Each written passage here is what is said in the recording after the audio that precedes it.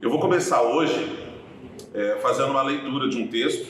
Ele está no capítulo 20 do Evangelho segundo o Espiritismo, que se chama Trabalhadores da Última Hora. Quase todo mundo conhece essa passagem, mas eu acho que é bem importante para a gente poder abordar o tema que a gente vai abordar hoje. Está em Mateus, capítulo 20, versículos de 1 a 16. O reino dos céus é semelhante ao pai de família que saiu de madrugada para contratar trabalhadores para a sua vinha. Depois de acertar com os trabalhadores o pagamento de uma moeda por dia de trabalho, enviou-os para a sua vinha. Saiu novamente à terceira hora e, encontrando na praça outros trabalhadores que estavam sem fazer nada, disse-lhes: "Vão vocês também trabalhar na minha vinha, e eu lhes pagarei o que for razoável."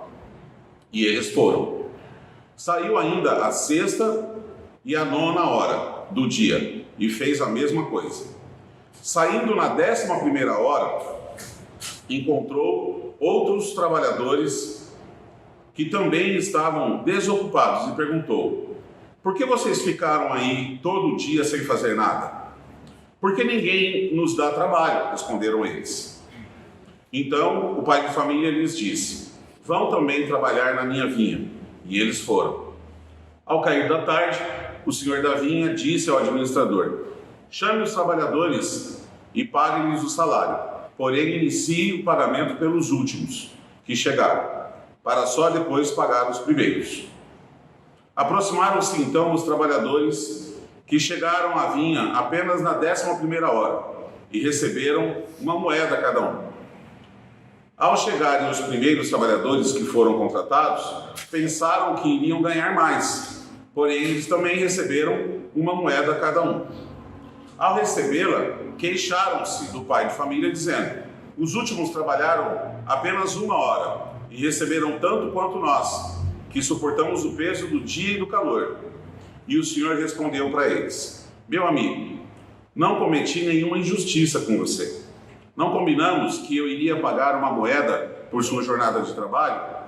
Pegue o que lhe pertence e vá. Quanto a mim, quero dar a esse último tanto quanto dei ao primeiro. Será que não me é permitido fazer o que quero com o meu dinheiro? E o seu olho é mau só porque eu sou bom? Assim os últimos serão os primeiros, e os primeiros serão os últimos, porque muitos são chamados e poucos os escolhidos." Como eu disse, está dentro do Evangelho segundo o Espiritismo, no capítulo 20, tá? A passagem da vinha, ela é muito emblemática, e eu vou fazer uma leitura complementar para a gente poder ir estudando isso hoje. Ela é muito emblemática na seguinte questão: tem vários pontos que a gente pode abordar, mas o que eu queria falar hoje é sobre a oportunidade do bem, a oportunidade do trabalho, a oportunidade de fazer algo, de fazer a diferença. Quando ele passa, o Senhor ali, né? Ele passa na praça, na primeira hora, e ele encontra trabalhadores disponíveis, ele convida, e ele fala, né? Jesus está dizendo o seguinte: olha, o reino dos céus é como esse pai, né? Esse chefe de família que sai e convida esses trabalhadores para trabalhar. Quando ele vai a primeira vez na praça, ele encontra uma série de pessoas lá disponíveis para poder trabalhar. Ele chama todas elas. Fala: venham trabalhar comigo. Depois ele sai de novo. E aí convida aqueles que se encontravam na praça de novo. E sai mais uma vez, e sai mais uma quarta vez. Na 11ª hora, ou seja, na última hora que ele poderia chamar alguém, ele vai lá e ainda encontra pessoas na praça. E aí ele questiona o seguinte: mas por que vocês estão aqui na praça ainda? Por que vocês estão parados aqui? Ele estava querendo medir o seguinte: será que vocês ficaram aqui fazendo corpo mole para não trabalhar? Será que vocês estão aqui porque ninguém realmente deu uma oportunidade para vocês? E aí eles explicam, eles falam: não, nós estamos aqui tentando, desde o começo, mas nós não tivemos uma oportunidade. Por conta disso, o senhor da vinha chama eles e manda eles para a vinha. E a restituição, o pagamento do trabalho deles é exatamente o mesmo pagamento daqueles que foram na primeira hora. Não houve distinção. Por quê? Porque eles não estavam fazendo o corpo mole lá na praça. Eles realmente queriam trabalhar de todo o coração. A questão que nós precisamos avaliar aqui é: que vinha é essa? Que oportunidade de trabalho que é esse trabalho? Que nós somos convidados o tempo todo. Nós estamos na praça. Nós somos os trabalhadores que estamos na praça. E aí? Eu estou de todo o coração querendo trabalhar? Ou eu estou fazendo hora, esperando, fazendo corpo mole? Eu estou esperando, um dia quando eu estiver mais velho eu vou me dedicar para as coisas de Deus. Um dia quando eu tiver mais dinheiro eu vou fazer caridade. Um dia quando eu tiver mais isso ou mais aquilo eu vou fazer aquele outro, aquela outra coisa. Eu estou sempre jogando para frente, procrastinando o meu trabalho nessa seara do bem, nessa seara do amor. Eu estou sempre priorizando outras coisas, sendo que eu tenho a possibilidade de fazer o bem. Eu estou na praça, todos nós estamos nessa praça. Todos nós estamos sendo convidados o tempo todo por Jesus para atuar, para fazer o bem. Nem todo aquele que diz Senhor, Senhor entrará no reino dos céus. O Evangelho nos diz. Não adianta eu ficar falando Senhor, Senhor. Não adianta eu ficar levantando as mãos para o céu, glorificando a Deus, exaltando a Deus, dizendo que Deus é o ó do Borogodó. Deus não precisa de bajulação, gente. Tem uma coisa que Deus não precisa de puxa-saco. Ele sabe que Ele é Deus. Não precisa que ninguém diga, Senhor Deus, o Senhor é Deus. Não faz nem sentido. O que Ele precisa? De trabalhadores para a sua vinha. Nem todo aquele que diz Senhor, Senhor entrará no reino dos céus. Porque eu posso estar pregando, posso estar falando tudo isso aqui para vocês me encontrarem na rua aí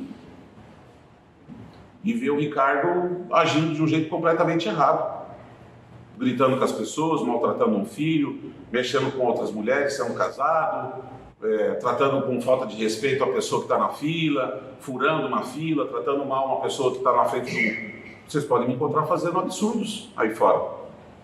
Falar aqui para vocês... Hoje eu ainda estou com apoio de texto aqui, de livro e tal. Falar dentro do meu relacionamento, do meu trabalho, dos relacionamentos que eu tenho tentado ser uma pessoa melhor, que eu estou frequentando o centro, que eu estou tentando me desenvolver, que eu estou tentando me aprimorar. Todo mundo pode falar. Nem todo mundo que diz Senhor, Senhor entrará no reino dos céus. O que o Evangelho explica para nós? Que nós seremos reconhecidos pelas nossas obras. Uma árvore que é boa não pode dar maus frutos. E uma árvore que é má não pode dar bons frutos. A árvore boa dá bons frutos. E a árvore má dá maus frutos. E uma árvore que não dá fruto nenhum, ela é boa? Ela dá bons frutos? Não. Se ela não dá bons frutos, ela não é do bem. Não fazer o mal não significa que nos transformamos numa pessoa do bem. Quando nós não praticamos o mal, nós não somos do bem. Primeiro, nós precisamos dividir o seguinte, né? Existe um mal moral. Ricardo, mas eu tenho um comportamento, eu não roubo das pessoas. Você acha que isso é fazer o bem? Mas eu não agrido as pessoas. Você acha que não agredir as pessoas é fazer o bem? Eu não engano as pessoas. Eu não xingo as pessoas. E a gente acha que tudo isso é porque eu sou uma pessoa do bem?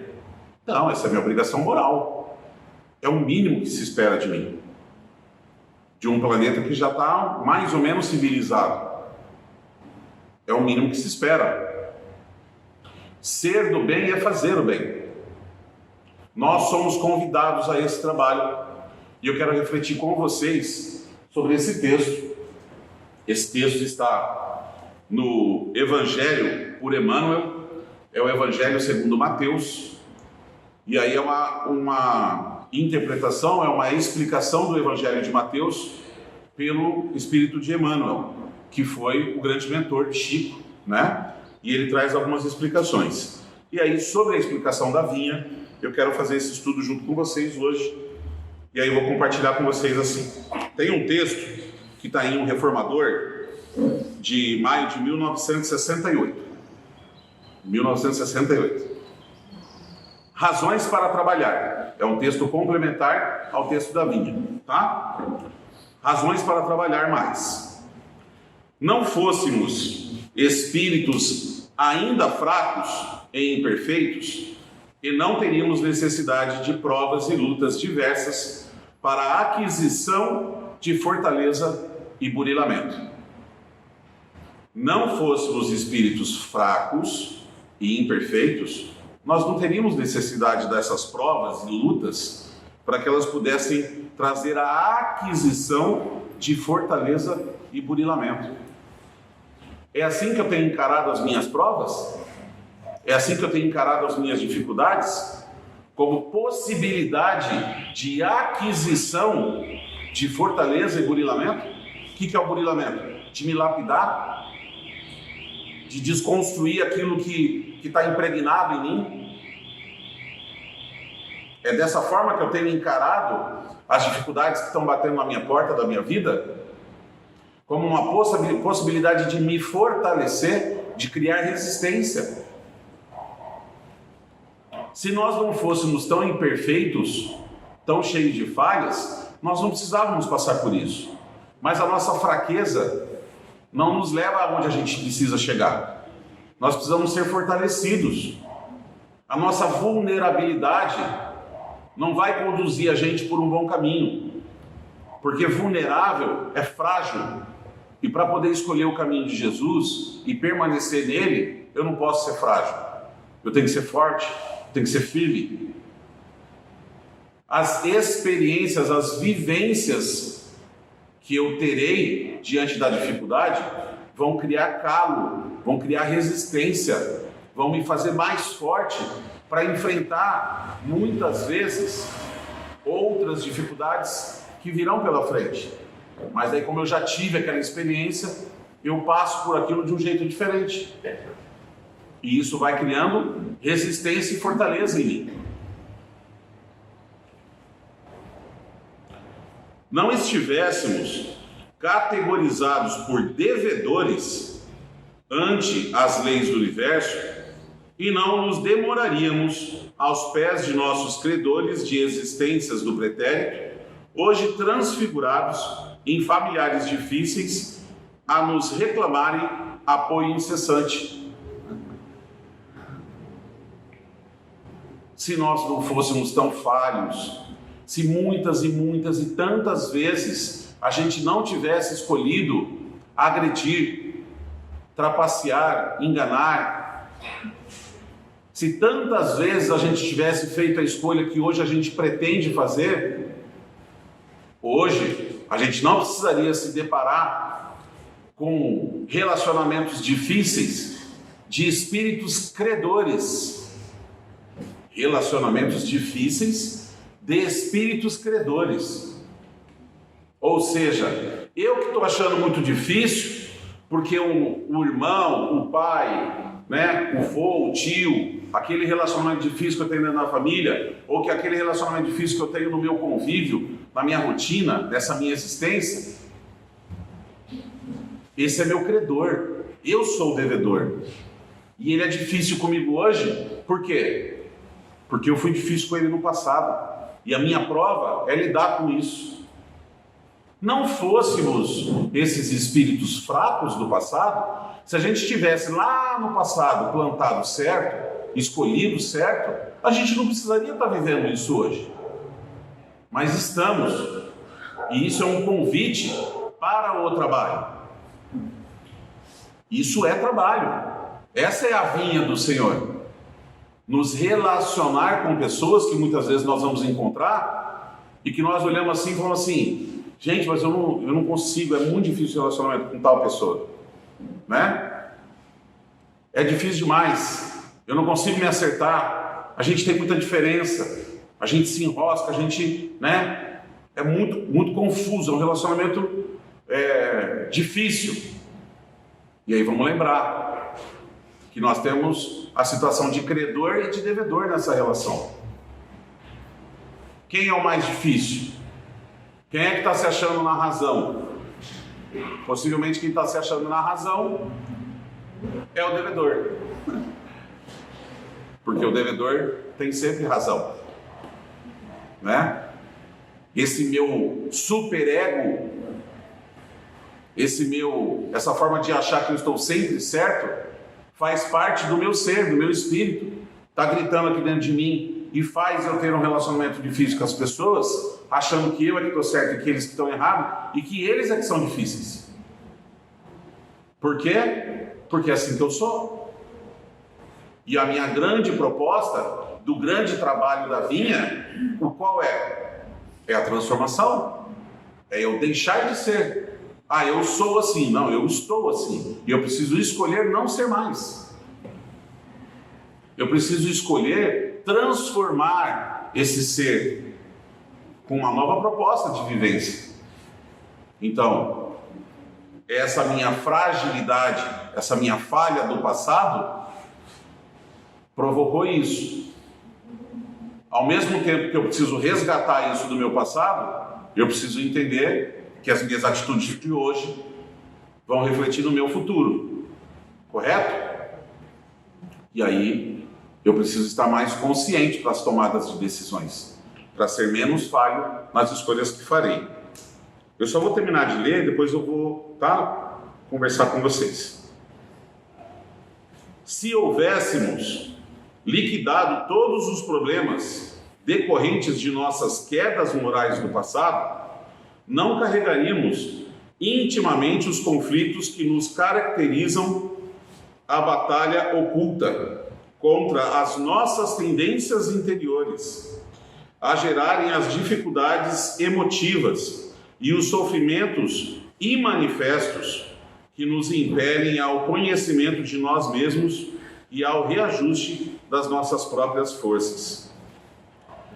Se a gente tivesse feito essa escolha que nós estamos tentando fazer hoje, se a gente fosse mais persistente e paciente com a gente mesmo, né, com nós mesmos, se a gente tivesse essa persistência, se a gente encarasse essa luta de se olhar no espelho e ter essa proposta de transformação, de mudança, de não se aquietar, de não se acomodar diante de alguém que você olha e já é alguém que você não quer ser mais, porque o seu espírito está gritando dentro de você com tudo que ele é, com tudo que ele foi, com todas as experiências que ele teve, com tudo que você construiu no passado e que te trouxe até aqui, até essa condição. E agora nós estamos tentando, mas ele diz, se você tivesse feito isso já, hoje você não estava tendo esses problemas emocionais.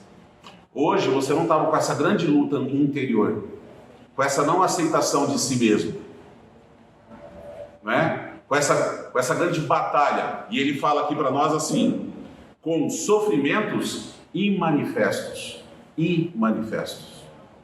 Sofrimentos que vocês não sabem que ocorrem aqui dentro e que eu não sei que ocorre aí dentro do coração de vocês.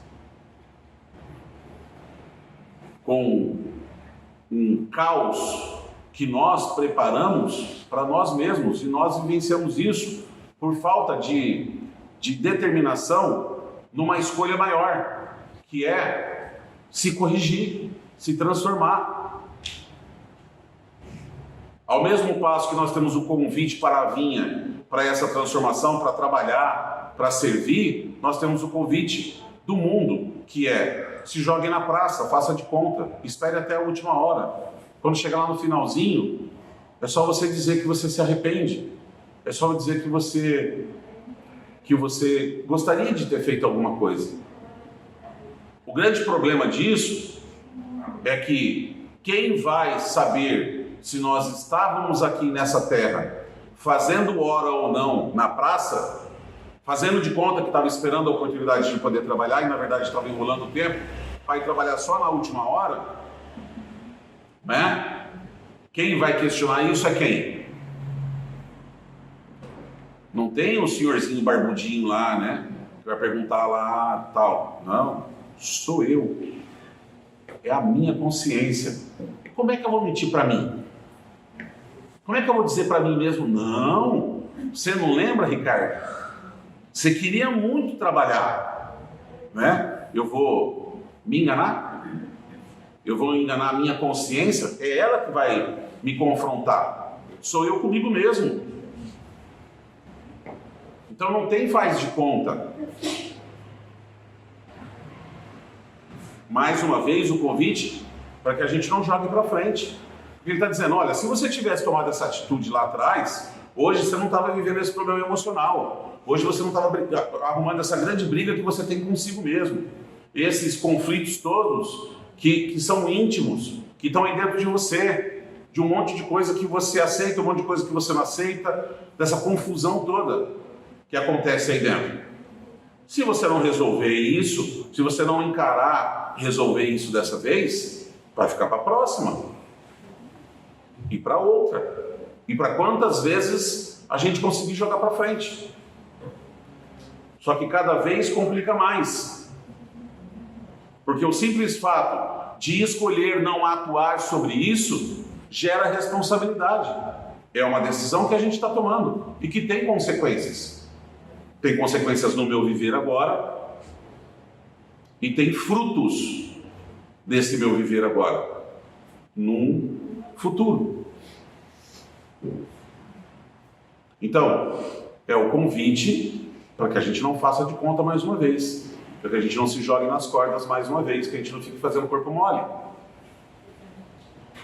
A gente está sendo convidado. Porque a proposta dele aqui é o seguinte, olha, existem 2 trabalhos gigantes a serem feitos nessa vinha. Um grande trabalho a ser feito nessa vinha é fora. O outro grande trabalho a ser feito nessa vinha é dentro. E os 2 são gigantes. É muito trabalho que tem para ser feito. E a gente não pode ter essa perspectiva, depois eu, uma hora que der, eu, mais para frente, quando eu me aposentar, quando eu tiver um pouco mais de tempo, quando eu tiver mais velho, quando eu tiver... A gente fica jogando para frente as coisas de Deus. A gente fica jogando para frente a oportunidade de servir, de ajudar. Invariavelmente, quando você conversa com as pessoas que servem, que se propõem a isso, as pessoas falam assim, por que eu não comecei antes? Eu já podia estar ajudando há muito tempo, eu podia estar fazendo isso há bastante tempo. Por que eu não comecei antes?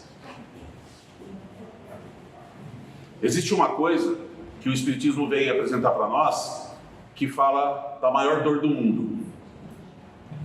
E comumente aqui, uma fala popular é de que a maior dor do mundo é uma mãe enterrar seu filho. E a espiritualidade vem dizer para nós que a maior dor do mundo é a dor da consciência. O espírito, uma vez regresso ao plano espiritual, ele vai encarar de frente todo o planejamento existencial que ele tinha, todo o projeto do que fazer. Tudo que ele assumiu de compromisso. Da grande oportunidade que nos foi dada, porque vamos lembrar que nós somos um universo de 3 desencarnados para cada encarnado. Existem muito mais espíritos desencarnados do que aqui no corpo físico. Nós estamos tendo uma grande oportunidade de estar aqui. E o que nós estamos fazendo com essa oportunidade? A dor moral, essa dor moral, ela é muito grande por isso. Porque quando eu voltar para lá, eu vou ver tudo que eu tinha que fazer, tudo que eu assumi de compromisso, as coisas que teriam que chegar até a minha vida, os acertos de conta que eu precisava resolver. E o que eu fiz com isso? Não fiz. Joguei para frente. Quis aproveitar a vida. Se é que só existe um jeito de se aproveitar essa vida. Não quis assumir o meu compromisso. E, gente, é latente, extremamente de conhecimento de cada um. Quando o seu compromisso bate à sua porta, você sabe dele, você sabe o que você tem. Você tem plena consciência de qual é o seu compromisso. E tem plena liberdade, pleno livre-arbítrio de decidir o que você vai fazer dele. Só não pode dizer depois que você não sabia e que você não tomou essa decisão. Porque você não vai conseguir mentir para você. Eu não vou conseguir me enganar que eu estava lá jogado na praça fazendo de conta. Não vou conseguir me enganar. Então, é essa proposta que ele está chamando a gente, está falando, olha, se tivesse resolvido, não precisava voltar de novo. Se já soubéssemos agir com a generosidade dos espíritos benevolentes e sábios que nos orientam os destinos, não andaríamos repetindo lições e recapitulando experiências na condição de criaturas falíveis. Nós somos falhos.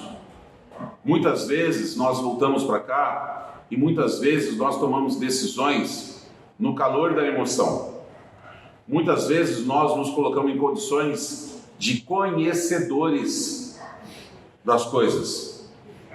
As coisas vêm até nós e nós tomamos decisões por nós mesmos. Alto lá. Eu já fiz isso inúmeras vezes. Venho fazendo isso ao longo de tantas existências. Para um pouquinho, respira, ora, coloca isso diante de Deus, dá um tempo para refletir sobre isso, busca orientação da espiritualidade, busca orientação nos livros, se acalma, se inspire, se permita ser inspirado.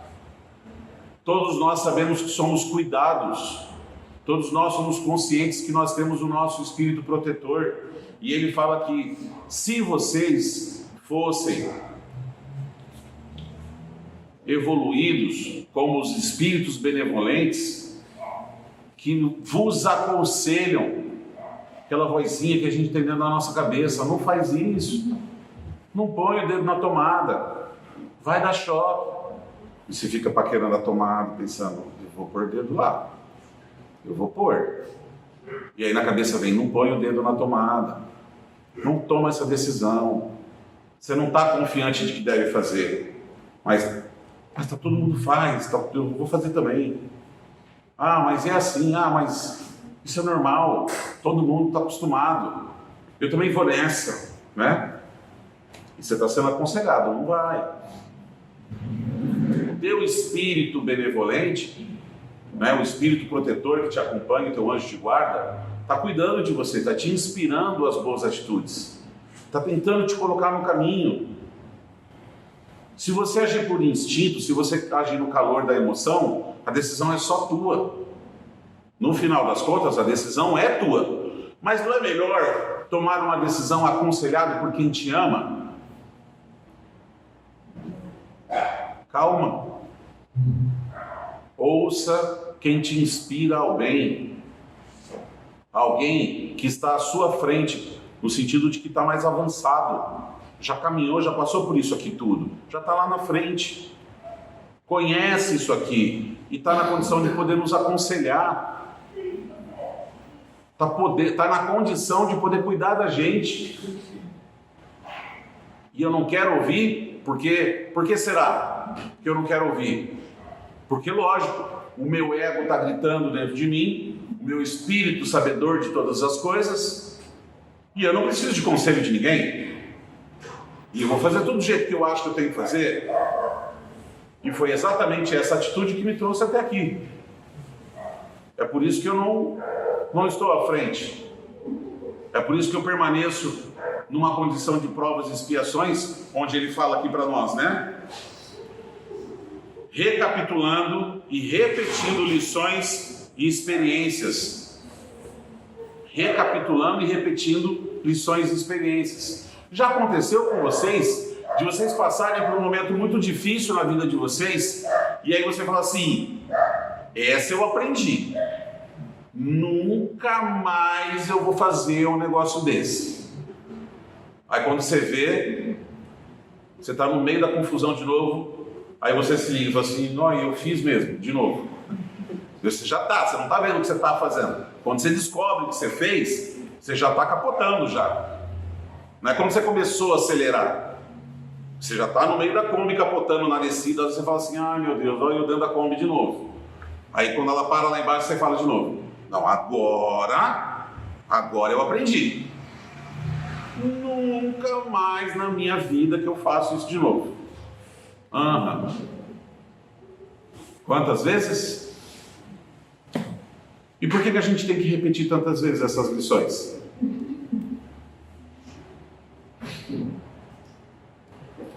Porque eu não estou prestando atenção.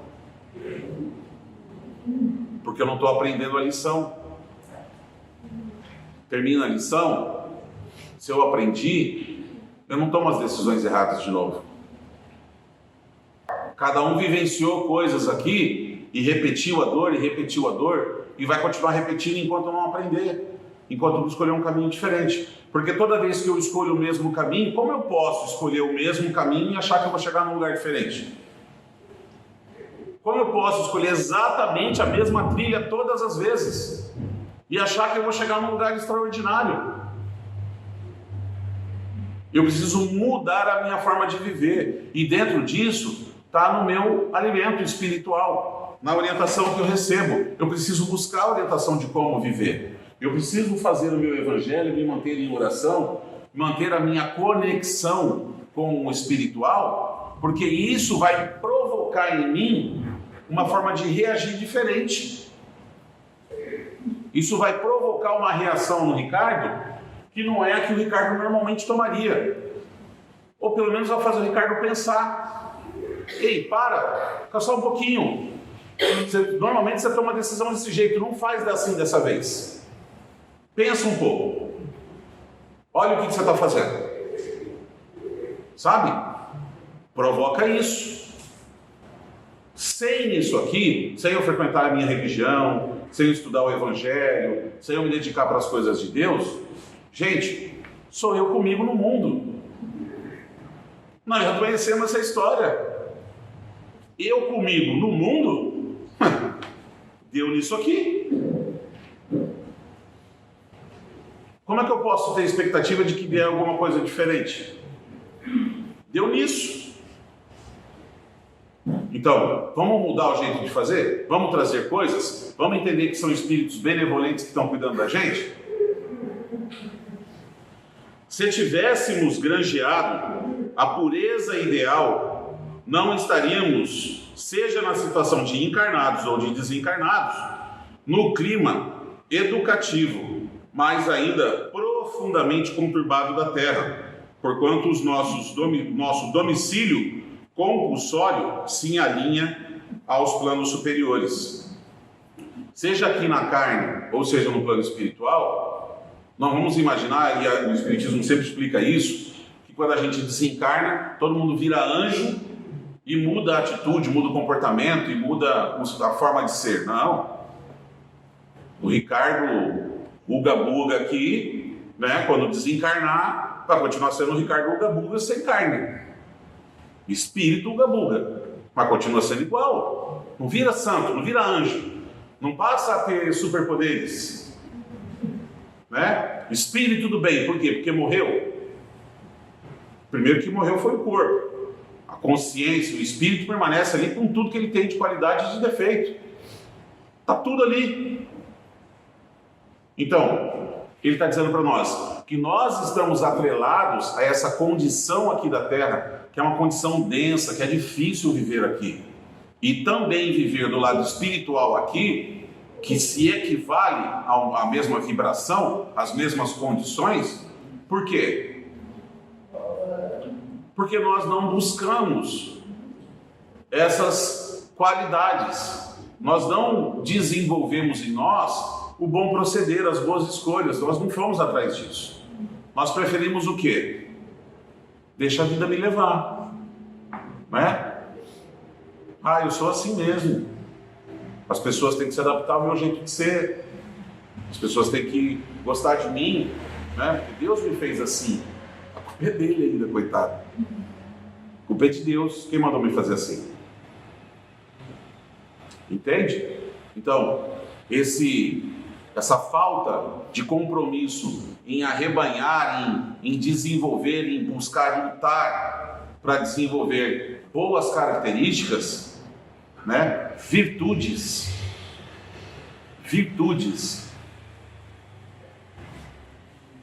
é que me colocou na situação que eu estou. Por isso eu estou aqui na Terra. Do contrário, eu já teria, né? Já estaria numa condição melhor. Todos nós temos condições disso, mas para isso nós precisamos o quê? Encarar a vinha. Não como um trabalho penoso, mas como uma grande oportunidade. Tudo que eu quero é a oportunidade de trabalhar na vinha. E aí Jesus deu a grande possibilidade da gente vir para a praça, que é o mundo. E falou, agora vocês estão na praça. E eu vos convido, venham para trabalhar na minha vinha. E aí, o que a gente está fazendo com isso? Muitos de nós que nos dedicamos às nossas religiões, ainda nos dedicamos num caráter egoísta. Porque nós buscamos a religião porque nós queremos o nosso desenvolvimento. Nós buscamos nos conectar a Deus porque eu quero evoluir. Ainda é comigo. O lance aqui ainda é egoísta. Eu estou preocupado comigo. Eu quero evoluir. Eu quero ir para um lugar melhor. Eu quero ir para os planos superiores. Porque eu não aguento mais viver no meio desse monte de gente que eca, né? Ainda se trata muito do meu ego. Amar a Deus sobre todas as coisas e ao próximo como a si mesmo. Como amar a Deus? Como demonstrar o meu afeto por Ele? Através do próximo. Amando o meu próximo, eu demonstro afeto ao meu Deus. Estendendo a mão para o meu próximo, eu demonstro afeto pelo meu Deus. Cuidando do meu próximo, fazendo o bem, trabalhando na vinha, eu demonstro amor pelo meu Deus. Não é falando, ó Deus, Senhor Deus, você é Deus. Ele não precisa disso.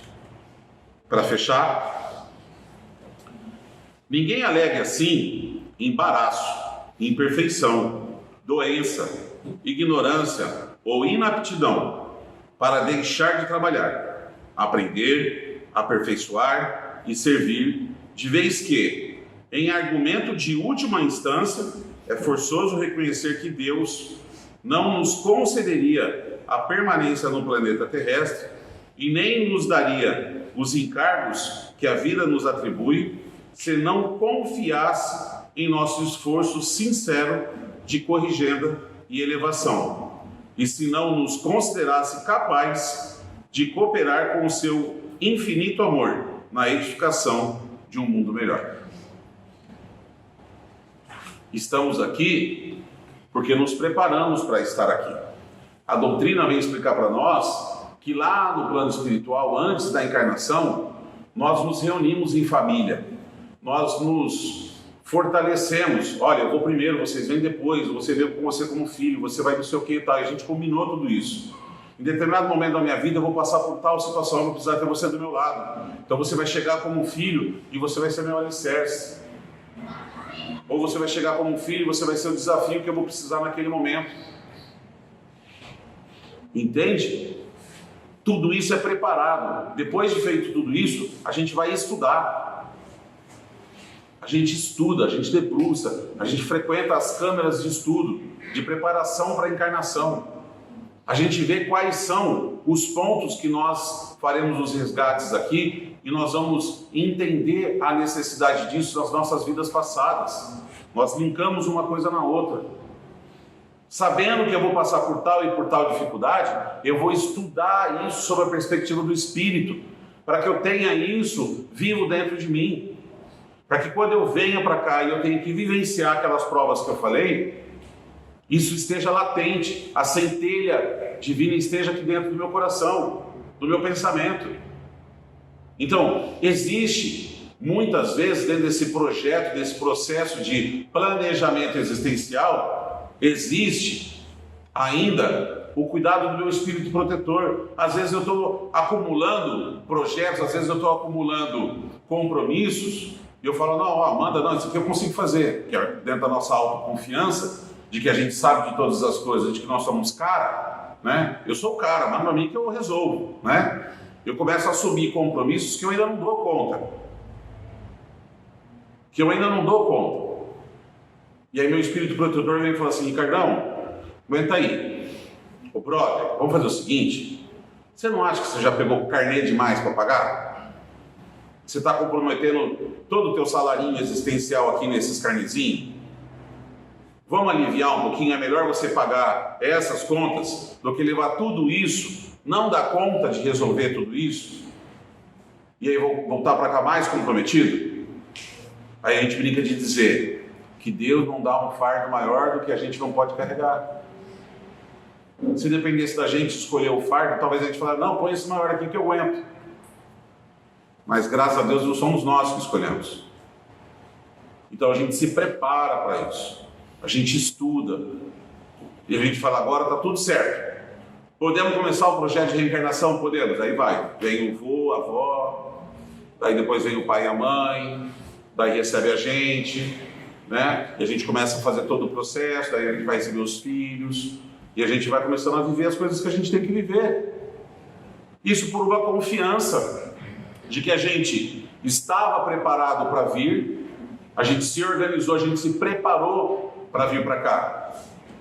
Então, nessa confiança de que nós temos condições de poder enfrentar as nossas provas e que a gente vai ter condições de passar, mas mais do que isso, no compromisso de que a gente vá trabalhar para o bem, para o amor infinito de Deus. Como que eu vou trabalhar para o amor infinito de Deus se eu não conheço esse amor infinito de Deus? Se eu não tenho noção do que se trata isso? Voltando para a nossa aula anterior, da segunda-feira passada, se a minha relação com Deus ainda é de um Deus escravo, que eu peço as coisas para ele tem que me obedecer, senão eu não gosto dele. Ah, o senhor não me atendeu nas coisas que eu queria, também agora não quero mais saber do senhor. Sim, e quem é que está prejudicado por isso? Ele? Você acha que ele está preocupado? Gente, essa confiança de que a gente vai vir para cá e que a gente tem plenas condições de fazer melhores escolhas. Mas ainda assim, ele tem um cuidado de mandar espíritos protetores, de mandar espíritos que estão preparados para orientar a gente, para cuidar da gente em todo momento. Kardec pergunta para a espiritualidade, pergunta assim, os espíritos protetores podem nos abandonar?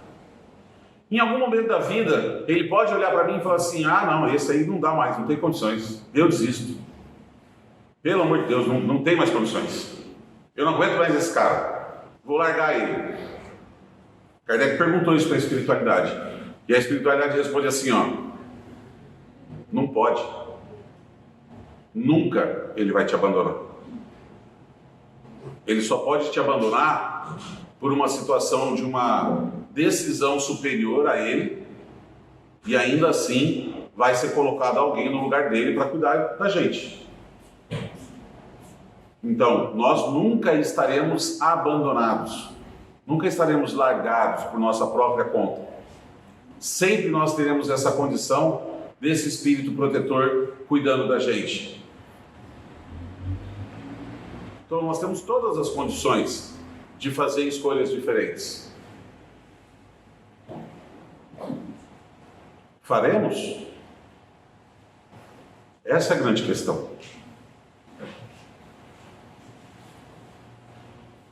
Nesse minuto, nesse exato minuto, nós estamos todos aqui sentados na praça. Todo mundo. E Jesus está gritando para todos nós: quem quer trabalhar? Tem trabalho na minha vinha. Quem quer trabalhar? E a gente toma a decisão de levantar a mão e gritar que quer. Eu vou, conta comigo. Ou eu tenho condições de continuar sentado na cadeira, na praça, olhar para os lados e fazer de conta que não é comigo. Quando ele voltar na próxima hora, eu vejo isso. Essa é a nossa condição nessa existência. E é uma decisão íntima. Mas a gente precisa ter consciência. Precisa ter consciência disso. Eu respondo pelo que eu não fiz. Eu não respondo só pelo que eu fiz. Eu respondo pelo que eu deixei de fazer. Pergunta 642 do Livro dos Espíritos. Para que o Espírito entre no reino dos céus, bastará que ele não faça o mal? E a espiritualidade responde em 2 etapas. Primeira parte: não. Ponto. Tem interpretação para isso? Mas, Ricardo, será que ele não quis dizer que para que eu entre no reino dos céus, bastará que eu não faça o mal? Não. Primeira parte da resposta. Segunda parte da resposta: é imprescindível que se faça o bem, pois todo mal que surja de um bem que você deixou de praticar é tua responsabilidade. É imprescindível que se faça o bem, pois todo mal que surja de um bem que você deixou de fazer é tua responsabilidade, você responde por isso. Vamos fazer de conta que estamos na praça? Que estamos esperando a última hora, ou vamos levantar a mão para trabalhar? É o grande convite que a gente tem essa noite. Amém, Jesus?